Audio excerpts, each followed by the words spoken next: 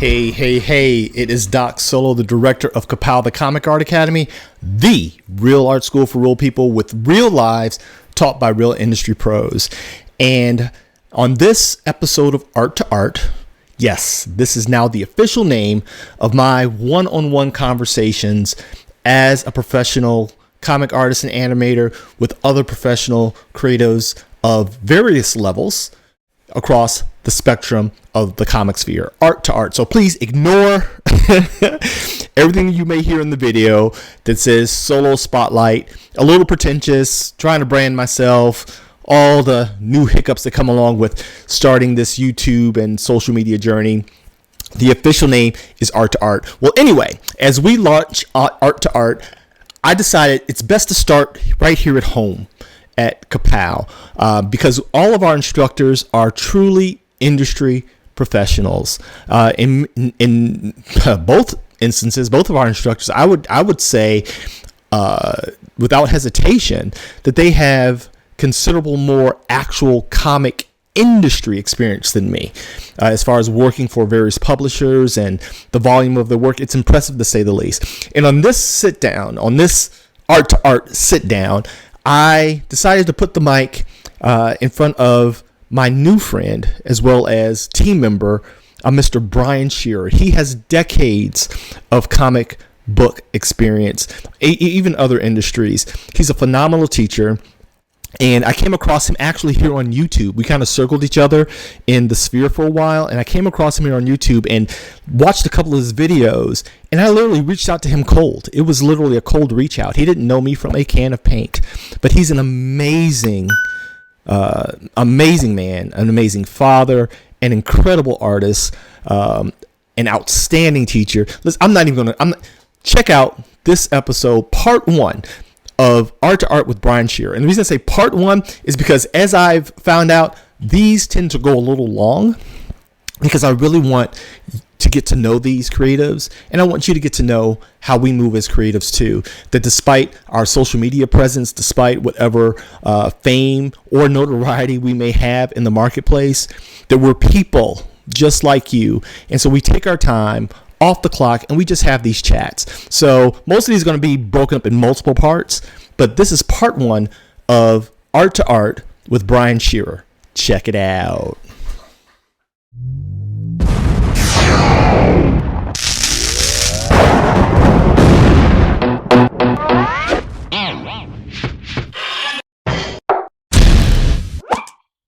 Hello, this is Doc Solo, the director of ka-Pow, the Comic Art Academy, the real art school for real people with real lives taught by real pros. And today on Solo Spotlight, I thought it was appropriate that we start at home here at ka-Pow with Solo Spotlight, because we are we're the school that's available to you. We're the pros next door, right? And we have some incredible instructors here at ka-Pow that are incredible industry professionals, incredible teachers, incredible people. And before I cast the net out too wide, I said, let's get our instructors here and let's get to know the instructors, the pros that we have right here at home at ka-Pow. And so I have the distinct pleasure of presenting to some and introducing to others, Brian Shearer. Hey, Brian, how's it going? Hey, what's going on? Good morning. I'm so honored to have you here, and to have you as a part of the ka-Pow family, man.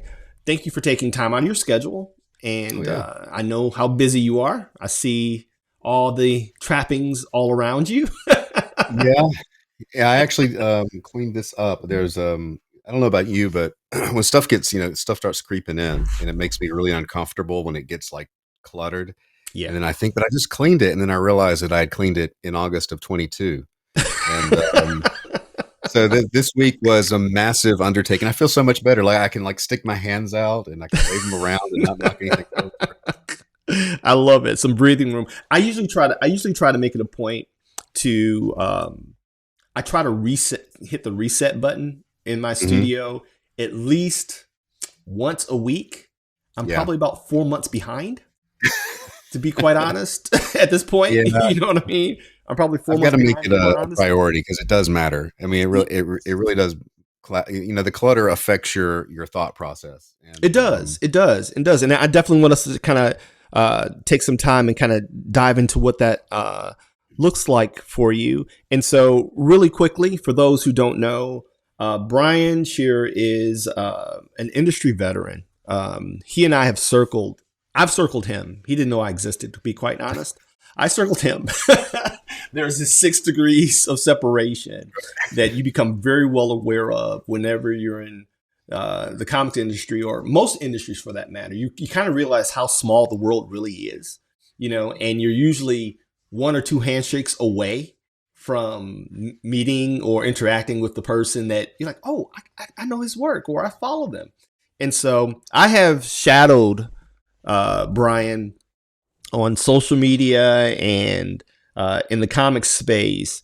And I tell you what got me was I came across your YouTube channel, and it wasn't even like, I know you were doing live streams with Mike Miller and those guys, and Elliot Fernandez, and I would peek in on those. But what got me, aside from your talent, because as you know, if you don't know, when I'm looking for not only collaborators, but specifically instructors here at ka-Pow, they have to check off quite a few boxes. You know what I'm saying? It's not, oh, he can draw really good. It's like, how's their camera presence? How's the information they're giving? You know what I mean? Are they engaging? Are they knowledgeable? Because we know a lot of guys that can work the tool. You know what I mean? They can work the tool, but having a conversation is like pulling teeth. Yeah. You know what I'm saying? Yeah. They're great at conventions too. Yeah. And so I came across your YouTube channel, and I just clicked. I just listened. And I'm like, okay, he can communicate. He's actually teaching. Okay, let me reach out to him. And I know I reached out to you blind, and I had to kind of drop some names to kind of get you to take me seriously. What was your response when I reached out to you? Well, I can't, honestly, I don't remember the first time you reached out, but I saw you pop up in I think a Whatnot stream. So I knew your name. Mm-hmm. And when you mentioned Elliot, I remembered that Elliot had mentioned you, but it took a minute to put the pieces together. Like, right. It was like he was talking about this guy who was a cop that he knew, and then Solo. It's like all these terms kind of congealed, and I was like, oh, that's the dude Elliot was talking about. So I know, right? So yeah, again, the 6 degrees of separation. Yeah. I don't want to do you an injustice. And so, but I know you from Transformers fame. I know you from G.I. Joe. I know you, you've done a lot of work with IDW. Let the people kind of know, kind of brag on yourself a little bit. Well, yeah, I mean, I worked on G.I. Joe. If I have one claim to fame that most people don't really care about, but I'm kind of proud of it, is that I'm part of the longest running creative team on Real American Hero. So wow. Larry Hama, Shannon Gallant, me, and Jim Brown were on it for 10 years, wow. Which is, these days, nobody's on a book for 10 years. That's amazing. So yeah, I did a lot of G.I. Joe and Transformers here and there, peppered throughout that when IDW had it before it moved to, now it's at Skybound. So yeah, my first thing was actually Doctor Who. I did a Doctor Who miniseries for IDW, and that's what sort of got my foot in the door. And then along the way, I did, a cover here and there for like Star Trek or Ghostbusters or whatever. I did one Ninja Turtles cover. Mm-hmm. So, different things there, and then started doing, while I was doing that, doing my creator owned stuff, William the Last and Gunship Thunder Punch. Just because, as I grew up, I'm an 80s kid, born in the 70s, and I came up with G.I. Joe. I was the sweet spot for when Joe and Transformers dropped. And so those were the two things I was super into as a kid. So I didn't plan it, but those are the two things I'm known for, but even though you, no matter what property you get to work on, right? If it's for a company and it's a well-known property, it's not yours, Right. right? And if your editors get the boot, you essentially get the boot, Right. Eventually. Right. So it's good to have projects either with somebody or that you can do yourself. So I wanted to transition into doing at least have on one component of my career be my own work, which I'm trying to head more in the direction of now, which I'm a little behind on Gunship Thunder Punch 2, but that's a long story. But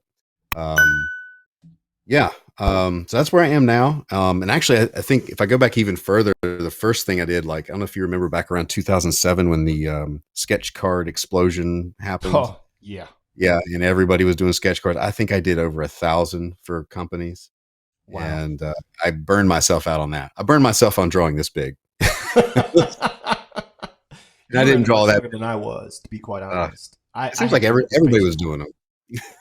I got into the sketch card thing.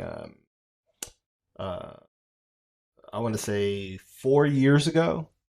Okay. Shortly after I retired, and honestly, I just wanted something to to be quite honest, to kind of give me access to the Marvel logo without jumping knees deep into the industry. You know what I mean? That was kind of never my path, and I knew it kind of early on. I knew it early on in my 20s. And so when I jumped into the sketch card thing, I actually kind of liked the economy of it, right? Yeah. The fact that it was small and I could knock one out in like a half an hour. Mm-hmm. To be quite frank, what I didn't like was the pay. Well, yeah. Hey? What? Yeah, man. That was like, it was insulting. Well, and I don't know how people did it for so long. I'm like, okay. Yeah, I think it's a young artist's game.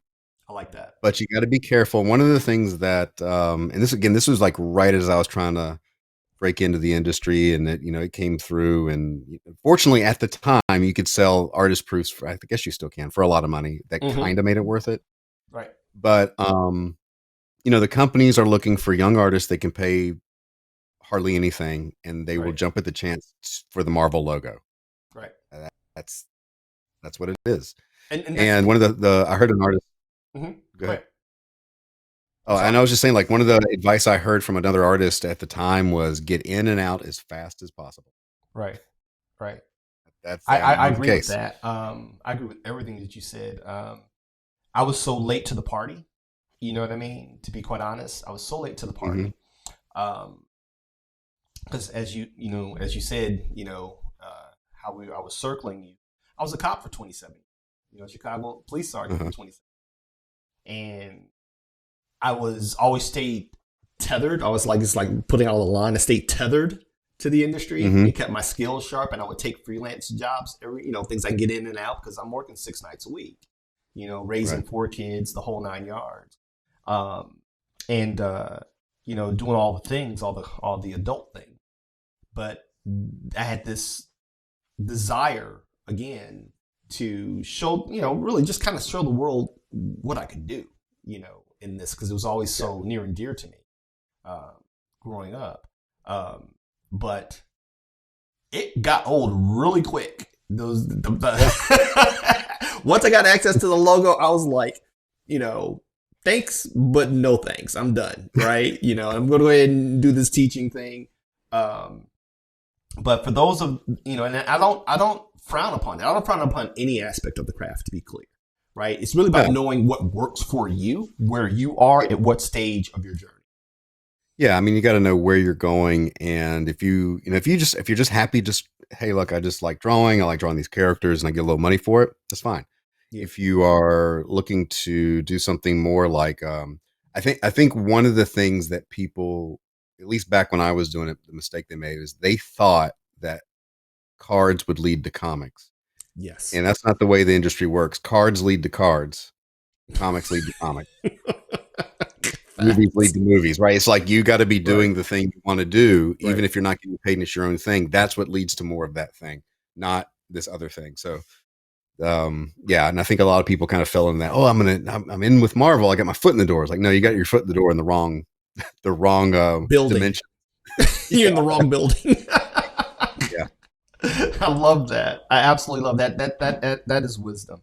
And that's really what these conversations are about, is, to kind of, people think that artists, professional industry artists like ourselves, those that are trying to kind of earn their stripes and find their way through it. The whole purpose of these interviews is to kind of demystify that. You know what I mean? To kind of give them some clarity and some instruction on, best courses of action, just like kind of what we do at ka-Pow. We try to expedite the process. You know what I mean?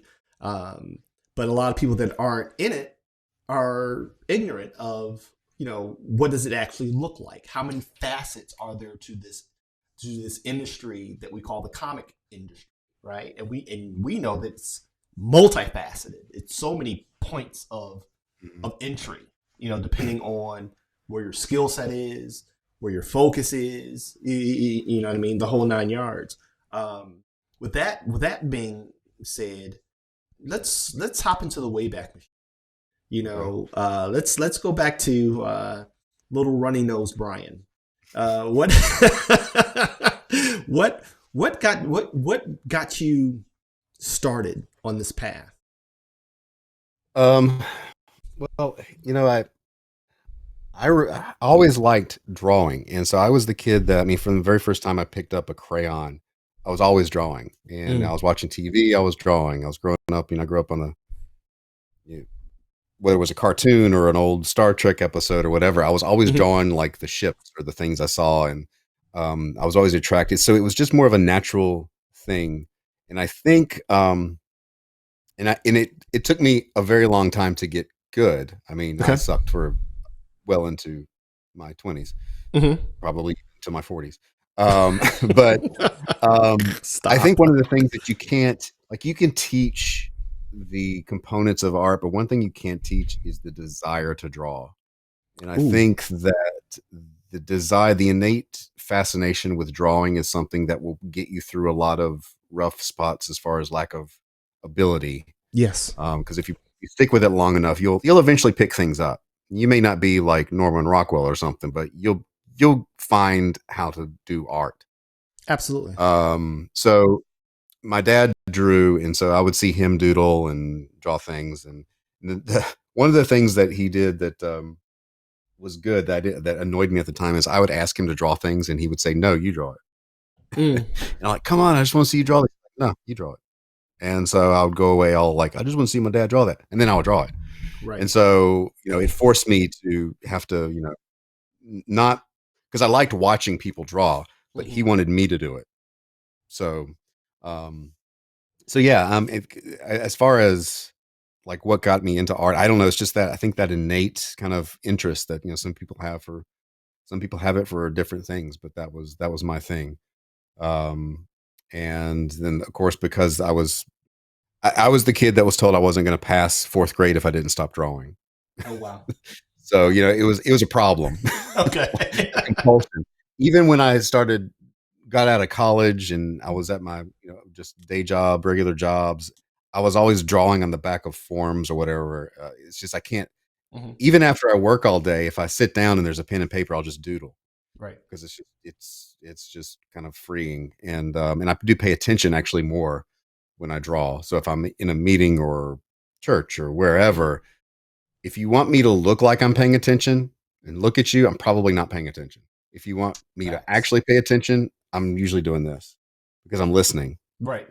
As I draw. So that was something back in, I think school is better about that now, but in the 80s, that was not an accepted form of learning.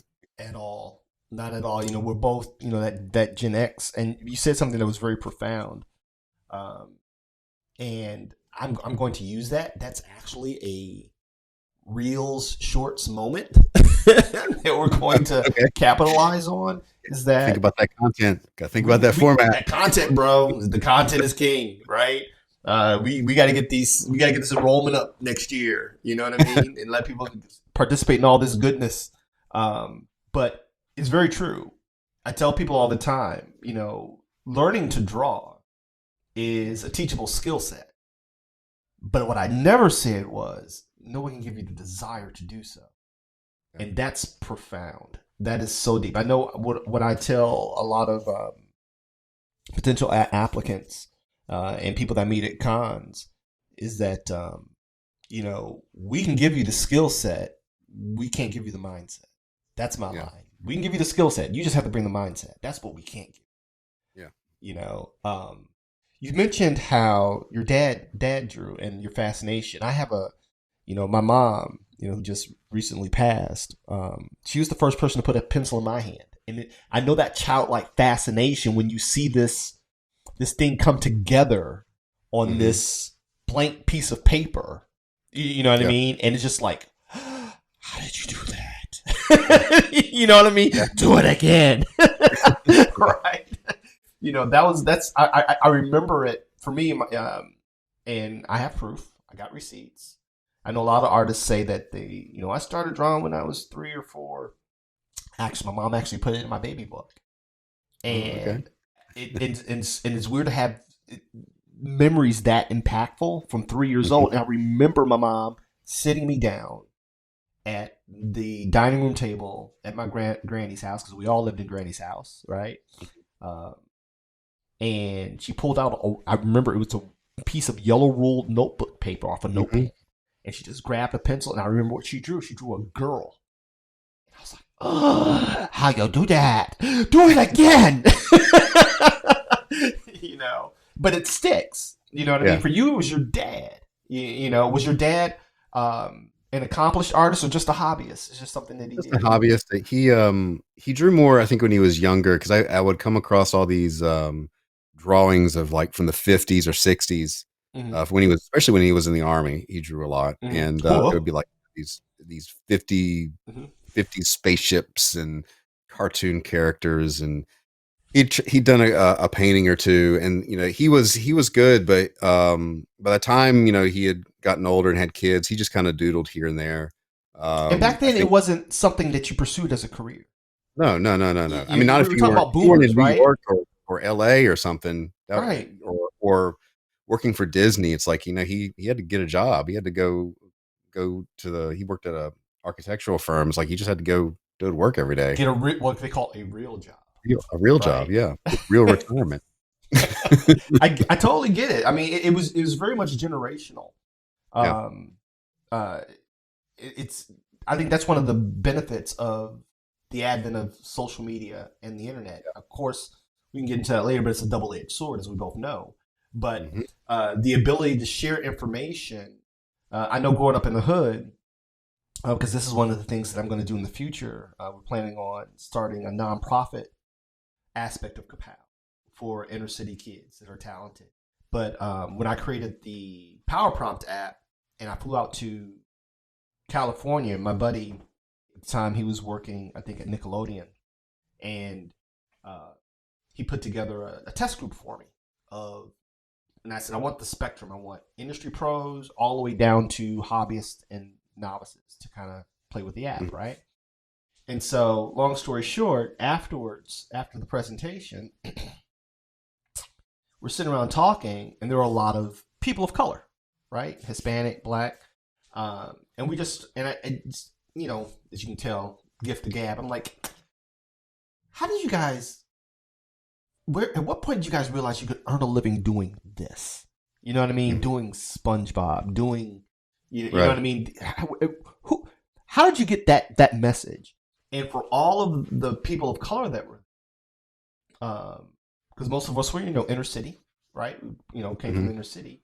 It was someone not of our culture, right? Usually it was someone Caucasian, European, that had that information, because our parents told us graphic design, commercial art. Yeah. Those were the catchphrases. It was never you can make money drawing the Hulk.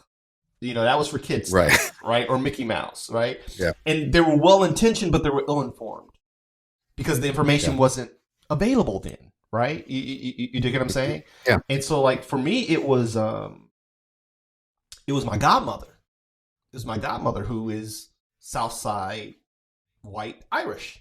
And her and my mom had me at 15. They were best friends in high school. Yeah. And so it was her sister who was an advertising mogul at a large firm, and her husband did storyboards for commercials. Right. You see that it was that, but it was nobody in my community that had that got that memo. It was like commercial design, commercial art, graphic design. Those are the only two options. But I want to draw Spider-Man. Yeah. Yeah. You know, so so I think that generation, because they were always taught, get the pension, get the house, get the white picket fence. You ain't got to love it. You got to earn it. Right. You know what I mean? Provide. What wonderful times we live in. Yeah. Yeah. You know, it's never been easier to make things. Even down to, you know, and like in the 80s, well, even around 2000, if you were going to self-publish a comic, the cost was astronomical.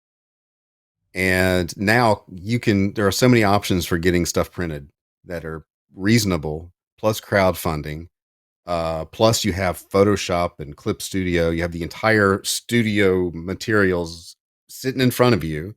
You have advertising on social media. It's like 20, 30 years ago, this was unheard of. Like you had, oh my gosh, there were too many gatekeepers in way too many. And I don't know if you experienced this, and I want to touch on something that you mentioned as far as printing in the early 2000s. You know, that's when I launched my studio, and I had to go to Korea to get a deal on printing at my scale, being you know, pretty much a 2 man operation artistically, right? You know. And even then, I had to buy I had to get 2,700 units. Mm-hmm. You know what I'm saying? And I have a photo. I might put it in post of me and my wife standing in our old city. I'm still a cop, and all these boxes here, and I'm just, you know what I'm saying? You know, and so a lot of people don't know that life. You know what I mean? It was really all in or nothing. It really was. And the thing too was, if you were going to try to get it in shops, and this is what we ran into when my first indie book in 2004. It's like we tried to get into Diamond, and the way the system with Diamond is completely broken. So you have to. They're another gatekeeper as well, right? So it's like, all right, I'm going to make this book myself, so I don't have to reject it. Yeah, and then they rejected it. But the problem is, you have to order it. You have to get it printed before you know, because of the time scale, before you know if they've accepted it or not. And then you have to guess how many they might, you might order. So we had like 2,000 of this book ordered on the way. They rejected it. And then we got 2,000 books sitting here because the gatekeeper, not the publisher, right? The person who's just supposed to take this thing and give it to this person. Right. That's it. Right. That's your job. You're telling me you won't do this, right? Right. And at that point, it was like that was eye opening, because it was like, okay, Diamond is the whole distribution of comics is, and I'm sure it's not improved. It's historically a bad business model, and this is what I tell people when they come to the school from Jump Street. If you're going to do this, do it because you're passionate about it and you have a story to tell, but don't do it with any realistic expectations of resounding financial windfall. You know what I mean? Yeah. Not saying it won't happen. It's all about mitigation of expectation, right? Right. If you're just trying to get in to make some money, you're going to be disappointed. Yeah. Can you make money? Yeah, you can, but it's going to take you have to build up your audience. You've got to spend time in the trenches, making yourself visible year after year, feeling like you're not getting anywhere. Facts. And that's just the way it is. That's the way it is with everything. I don't care if you're doing music or making movies or whatever. Because the gatekeepers used to be, a guy in an office at a company. Now it's the noise on social media. Yeah. And the social media company algorithms changing. It's more pay to play now than it has been in the past.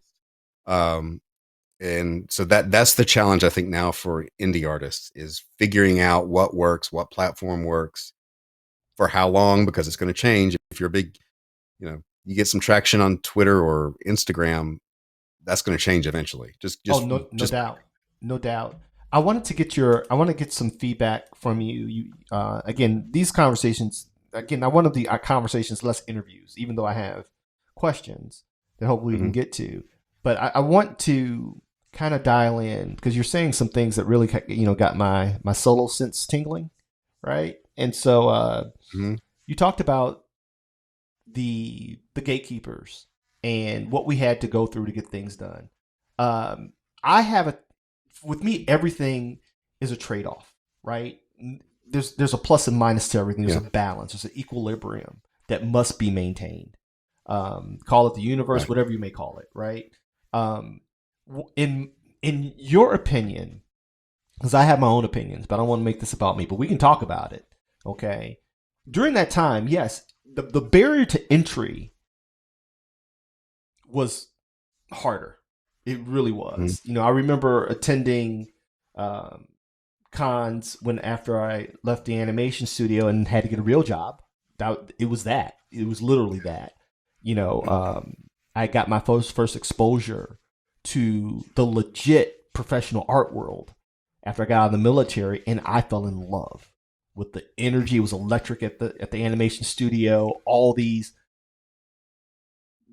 pedigreed, educated artists, and they're willing to share their information with me. All I got to do is sharpen the pencils, keep their animation paper fresh, and occasionally I do an in between, right? You know what I mean? On a sequence. But the gatekeepers were very much present. And I'll share my experience with them later, probably in another stream, because a lot of people want to know who I am. I get that a lot.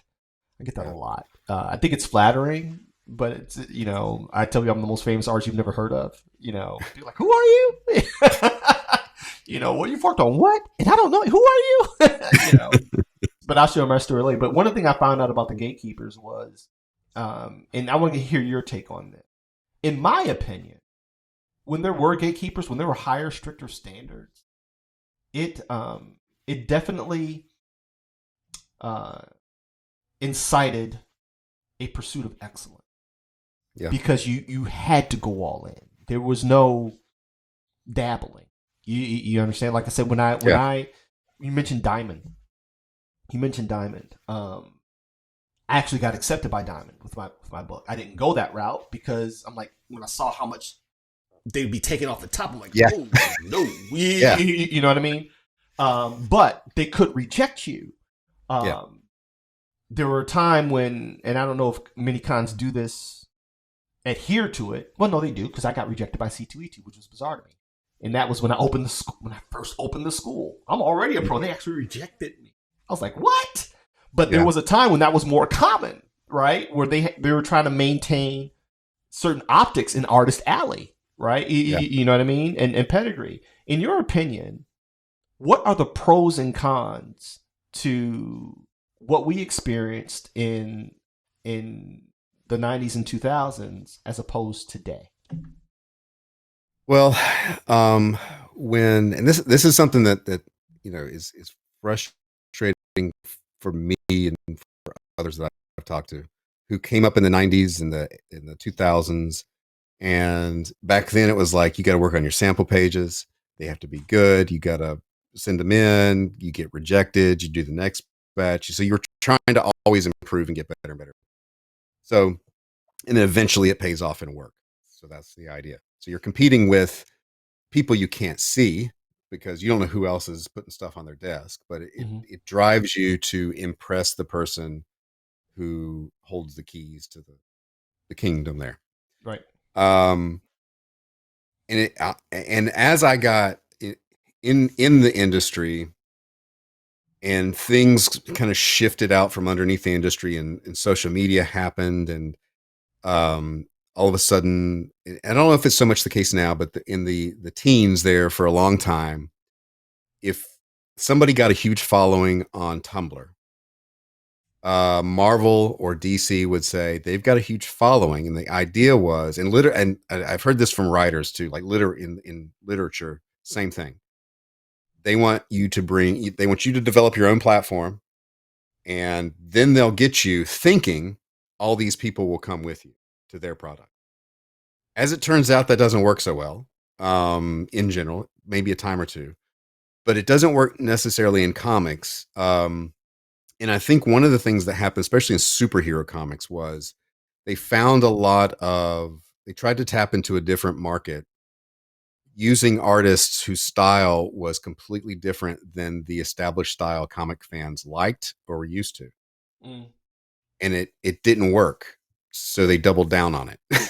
Right. But once you get that stylistic mixture, things change. Like it's in the mix, right? It's the recipe has changed. And unfortunately, one of the things social media has done is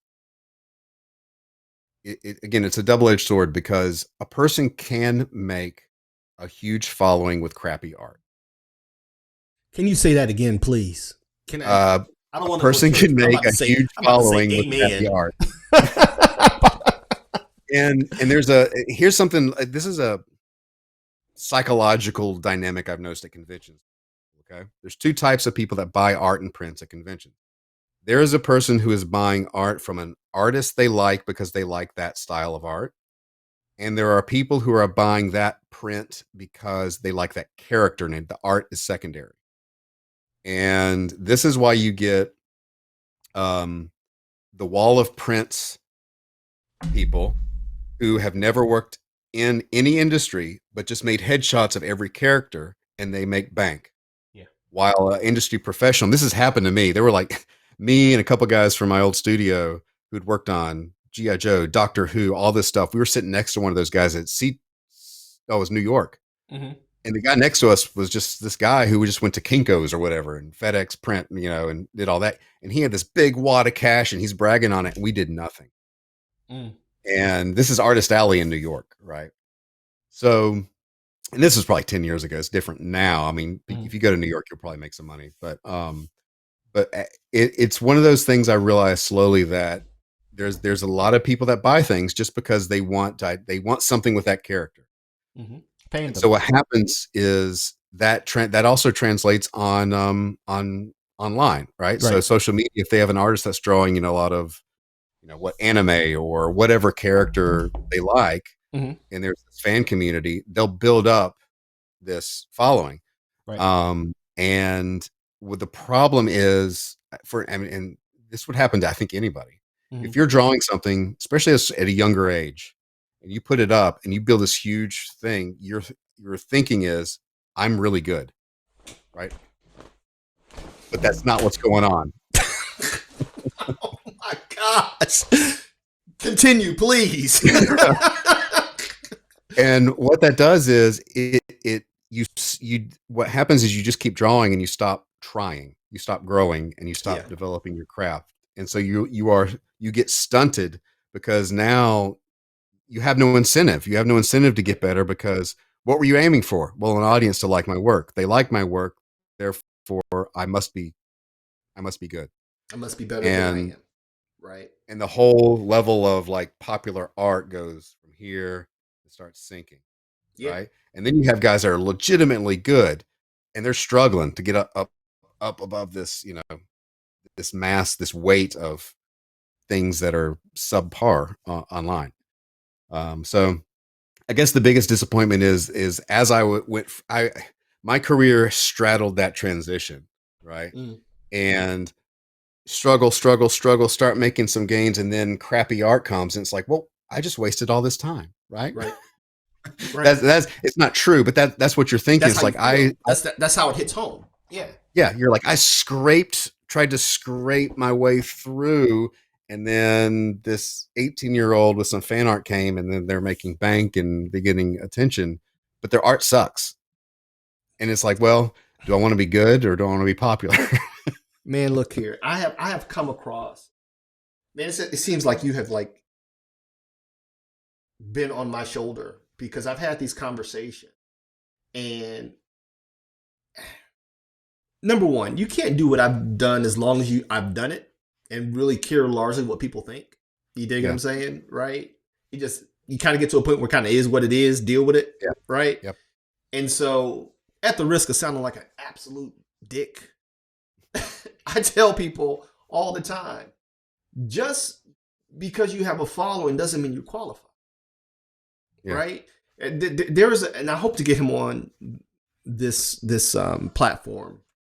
Hopefully I can navigate those 6 degrees of separation. But I was listening to Ken Lashley on another interview, and hopefully he'll do one here, because that channel is actually smaller than this one. So hopefully he's merciful and kind. What was that? 300? Because I am merciful and I am kind. Right. But he said something. There was a draw off at a con, and he was going up against another professional artist, and the dude pulled out his pencil, and he was going to go through the stages of producing this art live. And Brother Lashley pulled out his markers, and it's stuck ever since. And he's in the interview says, "Well, why'd you pull out your markers?" Because I wanted to show this dude there's levels to this thing, man. You know, you know what I'm saying? We not created equal. No, that's not how this works. Right? Well, that's like when someone brings by a sketchbook at a con, right? And they're like, "Will you draw my sketchbook?" Mm-hmm. And every artist does this. Now, most artists, I don't know if that every artist, like maybe the internet successful thing we just talked about, not, but most professionals, because I do this, I'll flip through the book. What's in here? All right, I got what game am I bringing to this? Right. And it's like, I want them, when they get to my page, for the level to bump up just a little, at least just a little bit. Right. So there's this little competition. So whenever somebody hands me a book and I'm the first one, I'm like, crap. Right. Well, you guys, how I'm setting the tone for this. Right. You know what I've run into, again, not having, just so you all know, people, okay, at the team of ka-Pow, I have the fewest credentials, and I'm okay with that, again, because I'm playing a different game, and I'm all right with that, right? But make no mistake, brother knows how to get down, okay? And I get it all the time, because when I go to a show, right, so now that I'm back in the convention scene after almost 20 years away, due to the school and relaunching my studio, when I go to a show, I'll often, and they're sincere, I'm sincere, right? I'll go to an artist and I'm like, "Oh man, your stuff looks really cool." And I ask them questions about them and their because I love learning. I love learning from other artists, right? Yeah. Regardless of your style, you know, we develop this eye over time that, independent of style aesthetic, we know if your game is legit, right? Yeah. Whatever style, wherever on the style spectrum you land, we typically know someone that is the gold standard of said style. And we're like, okay, this person can get down. And so oftentimes I'll, you know, my wife says I need to stop doing it, because, you know, my wife, she's ride or die. She's like, you need to let them know who you are. And I don't lead with that. You dig what I'm saying? Like, oh man, your stuff is great, blah, blah, blah. You know, it may be part being church boy, you know, I give you the mic, you know. And I ask sincere questions. Even if I may already know, I want to know your process. You dig what I'm saying? I may already have an idea how you got to this end result, but I'm like, I want to know what that looks like for you. And inevitably, because they think I'm a nice guy, I don't think I'm a nice guy, but they think I'm a nice guy. They're like, "Where's your table?" I'm like, "Oh, I'm over here." And they swing by, and we know I always get, as soon as they get to the table, "Is this you?" I'm like, "Yeah, this is me." "All this is you?" I'm like, "Yeah, it's me." He's like, "And who have you worked for?" You know. So that's all. It's Katie saw it, our student at Grand Rapids, and she thought it was hilarious. Every time she saw it, she's like, every time they see you, they kind of pause, because it's not a pissing contest. You dig what I'm saying? I can really appreciate what you do for what you do without having to pump myself up. You know. Right. So yeah. I just don't like at the table. I mean, I'm more of an introvert, so when I'm at the table, and I'll do the little talk to people thing, but it's exhausting. Like at the end of the day, I'm just like, okay, let's go have a beer. It's exhausting for all of us. Room, and then I'm done, and I got to do it again the next day. So when I'm walking around at other people's tables, I never really talk about like, oh, I do also, blah blah blah. I just look at people's stuff, and sometimes I won't even say anything. It's cool, but you run into like artists can be very standoffish for some reason, which is weird since we're supposed to be promoting things. Right. Isn't that crazy? But I think it is because we're not by default businessmen and women. Right. We are people that just want to sit at the desk and Right. draw. We developed our skill and our process not only in solitude, but because of solitude. Right. I mean, Yeah. check the name, solo. That's who I am at my core. Yeah. You know what I mean? I'm okay in my closet with my pencil, my paper, and my TV. Yeah. You know, and you say when you kind of step out of that, you know, my wife is a strength coach, and she does a lot of counseling and stuff for other people. And now I've become it's called an ambivert, but I'm natively an introvert. But because of my business pursuits and my entrepreneurial inclination, it forced me to develop other skills. Right. You dig what I'm saying? Yeah. You know. Yeah. But that introvert, he's alive and kicking all the time. Well, it's like an introvert can perform, but the energy cost is just enormous. And so other people may just get, extroverts get energy from the Nonstop. interaction. They get energy from other people. It's like, I like talking to people, but you got to understand there is a point, and it happens at nearly every convention where, especially if there's a lot of activity and noise, which there always is at a con, and you're talking to people, like, I'll get up to go to the bathroom, and then you get in that, you're standing there, and then at that moment you realize, like, the energy's gone. Like, I don't want to talk to anybody. I'm ready to go. Yeah. Yeah. And it's not because of anybody. It's just like, I don't have the resources anymore. I just can't. Which is why I hate doing shows by myself. Like, my wife, she's very much more so a people person, right?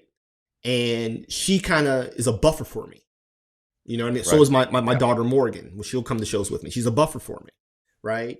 And they pretty much pass the baton when there's a question that only I can answer. You know what I mean? But I find the energy expenditure to be significant, to the point where my wife said, all right, we have to figure out a way to she said the term she used was regulate your interactions. She's like, because you feel, because I know it's hard for you, because she sees, like your wife does, I'm sure, when you get home. Oh yeah. So here's the story about that. My wife has been to two conventions. The first one she ever went to with me was New York. Mm-hmm. That's like that's the worst one for your first time out. Oh my God. But when we got back, she said, I understand why it takes you 4 days to recover. And she's an introvert as well, but it's like, it's just because it's just constant stimulation. And you never really rest when you're there. And then you get home and it's just like, I just plan on, like, for a couple of days, nothing's getting done when I get back from it. No. If it's a 3-day show, I know at least for me, I need 2 days of nothing after when I get back. 2 days of nothing. And then maybe that, like Wednesday, I start getting the gears going forward again. But it's a lot. I always tell myself when I'm thinking about that schedule, I'm like, oh, well, I'll get back on Sunday, and then Monday I'll do this. And then it's like, no, you're not. You're not doing that on Monday. Nope. And I think a lot of people don't understand.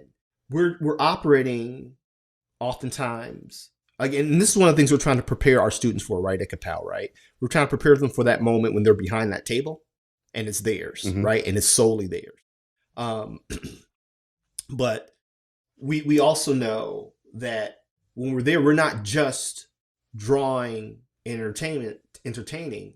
If you are a working artist, right, and this is how you earn your income, you're networking, right? So you're trying to find certain people, shake hands. You dig what I'm saying? Plant seeds that you hope will yield some type of harvest later on. Even though I've never been one to actively seek work. Actually, my claim to fame is my rejection of said work. Because again, I knew what game I wanted to play. Right. But even now with the school, networking now has become another thing that I'm like, okay, I may not be looking for a book to get on, but I need to find out who the owner of this con is. I need to find certain who I want need to interview. You dig what I'm saying? Who I can have on to come speak to the students. It's we're on multiple levels. When you're a professional in this. Yeah, and you're trying to make money. At the show, you're trying to make it worthwhile to pay for itself, pay for your time. If you got books, you're trying to promote the book. You're trying to, and then just keep up with the general noise floor of people coming by. Are they did they make eye contact? What's the distance when I invite somebody over and it gets awkward? And right. these are things that happen instantaneously, but they're over and over and over and over and over. And then you're trying to draw, and then you've got shadows from the lights going all different directions, and then conventions are the worst place for art. They're the worst place to actually draw. Yeah, they're horrible. They're horrible places. Worst place to actually draw. I totally agree. In your opinion, for you, who are your creative influences growing up? I won't say growing up, maturing as an artist. So for a long time, I would go. People ask me that, and I'm like, well, for a long time, I would go to the comic shop or look at art, and I wouldn't pay attention to names. I would go, I like that drawing, I like this one, I like this book, and then eventually, looking back, I started realizing who those artists were that I kind of gravitated towards. So I really liked Jose Garcia Lopez. I really gravitated towards a lot of the late 70s, early 80s kind of Batman stuff. Those kind of brought me into drawing. But as I started really working and I got familiar with and got to know people like Mike Waringo before he passed. Wow. I would have loved to have met him. He was a great guy. I heard he was a great guy, which is a testament in an industry full of pricks. Yeah. No, seriously, people. Yeah. Yeah. Of all the people that died young, he was 43, and he worked out like he was jacked. He went to the gym every day, super nice guy. And then, he's the one that died, right? Which is a horrible thing to say, but the great ones, right? Right. But yeah, and he lived fairly close, so I got to run into him quite a bit. And then as I started realizing, so somebody asked me, when I first tried to break into comics, I was drawing I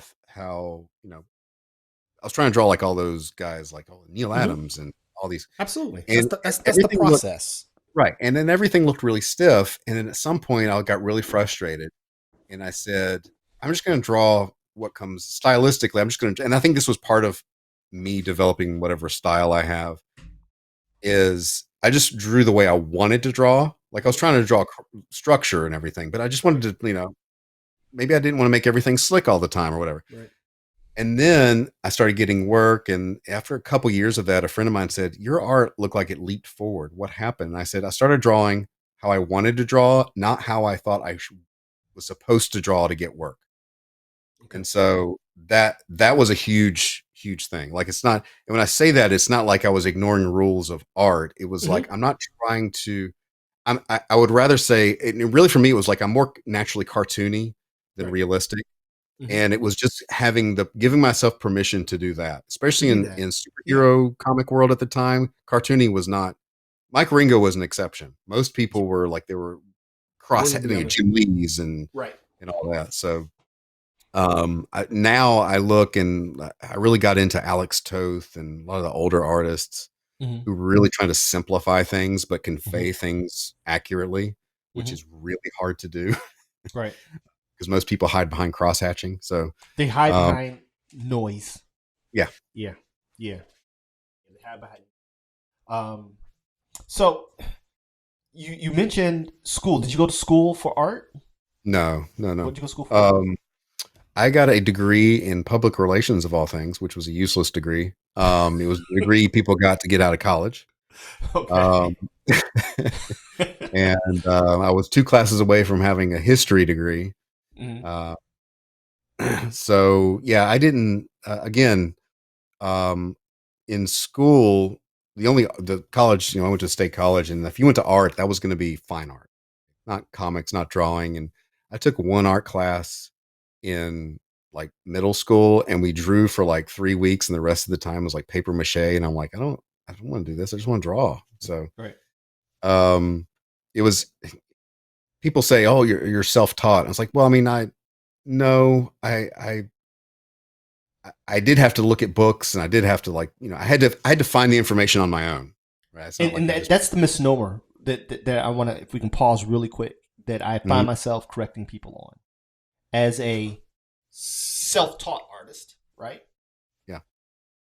That, I think that kind of undervalue the pursuit of the information and the mindset it takes to go after it, right? I'd say that, again, I was an independent learner. Right. More right. so You're than self-taught. creating your own curriculum instead of depending on an institution to do it for you. Facts. But you're not, it's not like you're discovering, it's not like you're working out things on your own. You're finding the information where, and then you're, people would ask me, well, what's a good anatomy book? And I'm like, honestly, a shelf full, Right. because, you're the way I learn, like this book may teach me arms and legs in a way that click, but the torso is not really getting it. And the next book may be presented a different way. So you have to go and find these resources that start making sense to you and compile them. And then at some point it was like, well, I've never done figure drawing classes. I need to find some place that's just having a figure drawing session and do that. So it's like you have to go out there and actively find the things instead of it being provided for you. I think that's the only difference. That's all self-taught means. It just means that you had to go out. At the risk of being biased, right? And I always try to account for that. At the risk of being biased, being labeled a self-taught artist, what I find oftentimes that those artists are, in my opinion, from what I've seen, maybe anecdotal, so I can, but they have a little something extra, man, because they had to go out and get it from the mud. You know what I mean? It wasn't handed to them. You know what I mean? Like for me, and I when I tell you I consume voracious amounts of information, all I didn't have most of the times was the industry lingo. That's what I didn't have. You know what I mean? I knew I never knew what a value scale was. Right. And I know what this is. I know what the concept is. I can use it. What do you call it? What do you call it? I didn't know what any of the muscles were. Right. Muscle. Come on, man. But I knew what was supposed to go where. Right. You know what I mean? What Visually, it does, I know what it is, but yeah. and so, I mean, I don't want to devalue traditional learning, but from what I've seen in the landscape in my 30 years in the game, right, 30 plus years in the game, is that those that were independent learners, they have a certain get-to-itiveness, you know what I mean? And that many people that I know that went to conventional school, though capable, I usually go after the independent guy. Like if I had to pick one, I want the guy who taught himself. That's me. I think part of that may be the difference between saying, okay, I'm going to this school. And so there's, I think subconsciously you say, I'm going to be good because I'm going here. Right. And what they present to me, well, it's got to work. I'm paying all this money for it. Right. Well, maybe not. Right. It wasn't tailor made for you. It's produced. It's trying to get people in and large numbers of people in and out of there. Right. As opposed to someone who says, I know what I need to work on. It's up to me. Let me go find this. Oh, I think this is weak. So I think the self-learning is, or autodidactic, I guess is the word. Autodidactic. Is yes. It's really sensitive to, if you're honest, I know exactly specifically what I need to do here, what I need to look for. Right. So I'm gonna go find this information. And I just want that. Let me find that. And we never stop until we get that. Right. And then you're doing that with all these different parts. And so you're assembling this specific thing for you, as opposed to this more broad, mass produced, oh, I went to this school. Here's my portfolio. Right. I can't count the number of times where I've had people come from very well-known schools who show me their stuff. And I'm like, you went where? You paid a lot of money. Yeah. It's funny, it's plug time. That's kind of, when I created ka-Pow, I wanted to keep the onus on the student. You know what I'm saying? I really want to emphasize that. Even though we are a learning service, I wanted to make sure that our students weren't afraid to get their hands dirty, for lack of a better term, and go out. All right, here are the base principles, right? You dig what I'm saying? Yep. Once we remove all the fat, right? Let's remove all the fat, all the fluff. You dig what I'm saying? Yeah. This is what you need. We're going to get you there, which is why we're able to expedite the process the way that we do. Yeah. I love the reviews yesterday, by the way. They got me on cloud 9. But I wanted to make sure that even though we were an institution of learning, that our students wouldn't become institutionalized. Right. You know what I mean?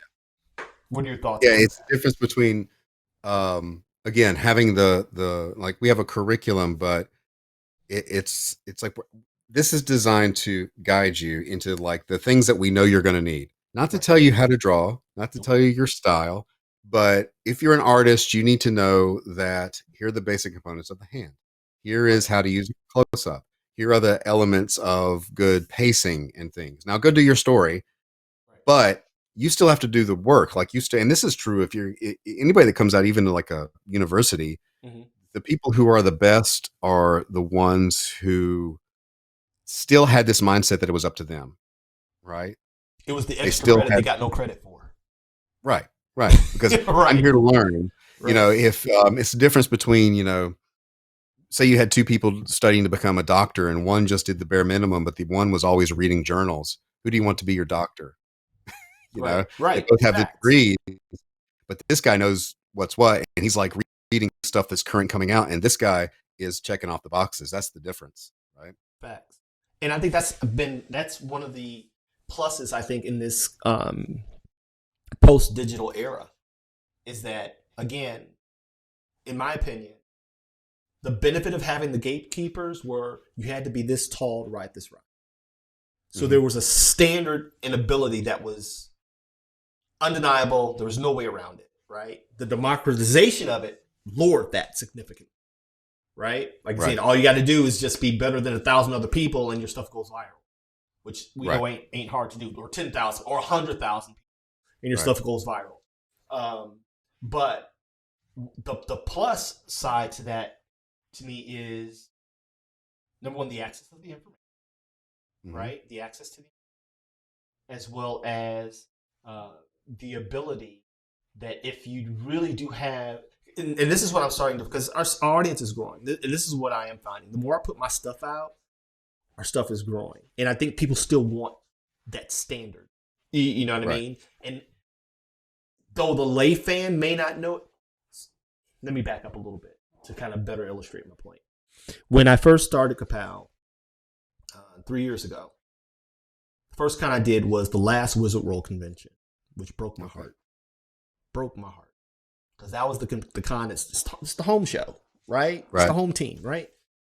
And I'm sure you remember back in the 90s and early 2000s where Wizard World was the gateway show. It was the opening salvo to the convention season. You know what I mean? And it was huge. Everybody who was anybody was going to be in Chicago, right? Yep. And so 3 years ago was the last Wizard World show before Fan Expo purchased it. And it was horrible. It was so bad. Well, anyway, I get up from the table. And just to be clear, people, I'm working on new pages. The stuff that you see, if you see me at a con, those pages are 20 years old. The beautiful thing is they've aged well. And when I tell people those pages are 20 years old, they're like, oh my God, I was ahead of my time, right? Because and that's not a humble brag. When everybody was studying like Jim Lee and those guys in the 90s, I was over in Europe already. Right. See, you know what I mean? I was studying Carlos Pacheco before he got his first Marvel book. You know what I mean? I was studying those guys, the guys that weren't the it crowd, because I was focused on storytelling. I was focused on appealing anatomy, not necessarily always anatomically correct, but oh my gosh, that's sexy. Right. And so my stuff aged well, but it is 20 years old. I'm working on some new stuff. I've gotten better. I've leveled up, right?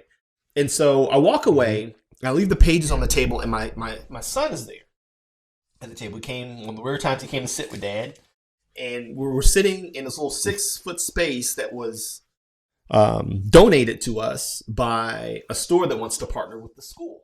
And they had 30 feet of space, right? And they're like, oh, you can have this corner right here. I'm like, sure. I ain't been to a con in 20 years. Let's knock the dust off. So I get up because it's dead. I'm like, I'm about to go do a walkabout. And I come back and my son says, Dad, these OGs came by and they were looking at your work. I said, really? I said, what did they say? They said, this dude, he said, they flipped through every page.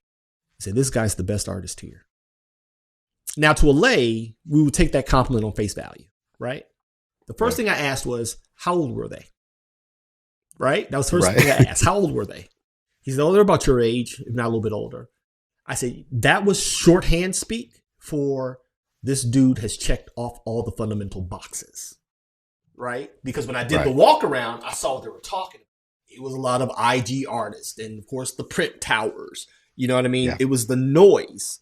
And no one shows original pencil pages actually on paper anymore. You know what I mean? And I do it intentionally because I know everybody else, and we do digital. I got every print I do is digital. You know what I mean? Yeah. But I keep the original pages because now, that was common back when we were coming up. Yeah. Now it's like pencil and paper with blue line. Oh my God. Yeah. Yeah. It's like finding, gold. Yeah. People don't know because I'll have original Joe pages and stuff, that 11 by 17 stuff out. And I have to explain to people, and this is how big the page is when you draw the page. Like, like you have to explain part of the process. But there's not a lot of just you don't see it big portfolios of art. Nope, it's just finished art, or even what I've seen with artists that I admire. And I know one agreed to be on here, and it's not a knock, but I get it because we use technology. I'm not anti-tech. Cintiq right here, iPad upstairs. You know what I'm saying? I use all the things. Got every drawing app there is. Just got Procreate Dreams so I can play with their animation because I'm a native animator. That's my wheelhouse. So I'm not anti-tech, but I understand the novelty and the appeal of original process. Right. That still it's what makes. And it's funny. I told Katie at the con. I said the reason I set those pages out because that is test number one for who may really be into the. Right. When they stop, ooh, and they start flipping, they're like, these are originals. I'm like, yep. Yeah.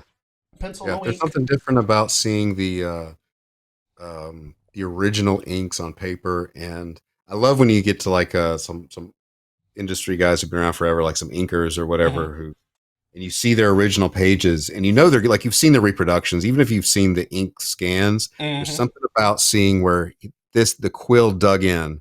Or whiteout was put here, or you can really see the interaction between the person and the material when you see it in.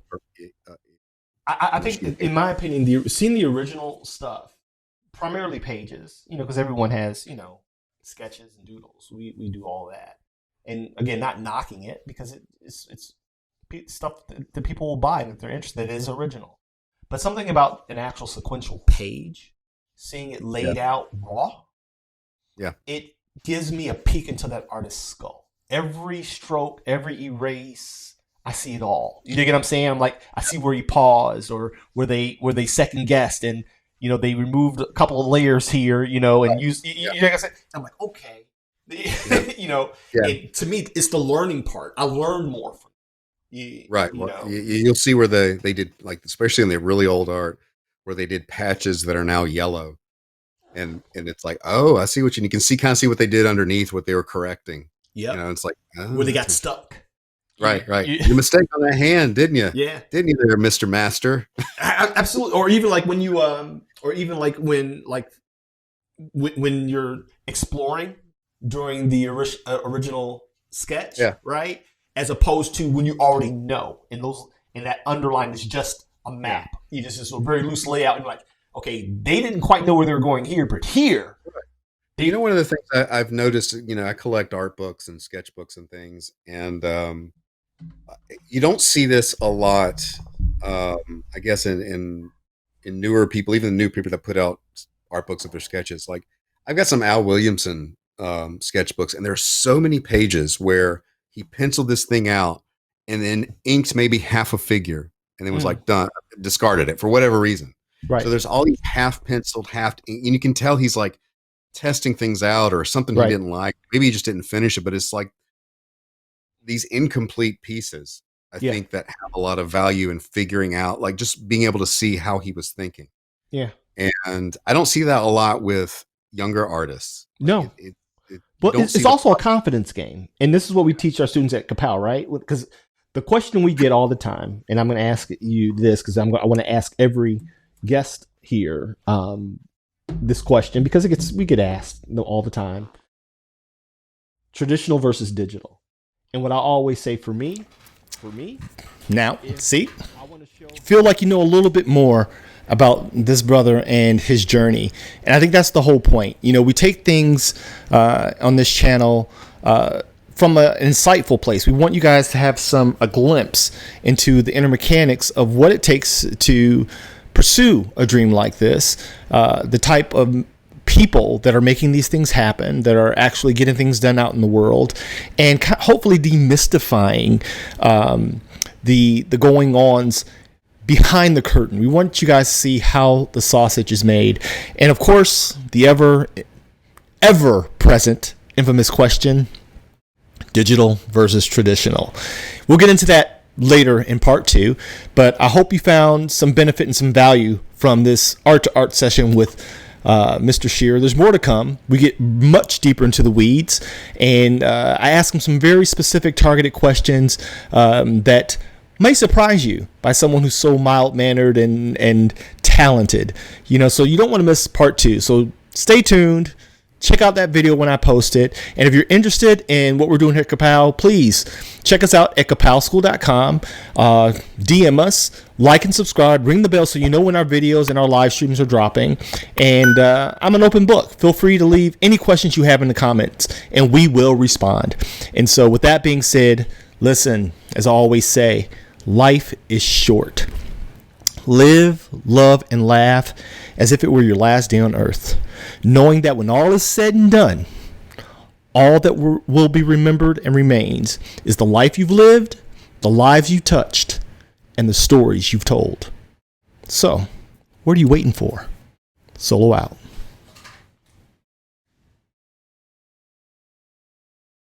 ka-Pow.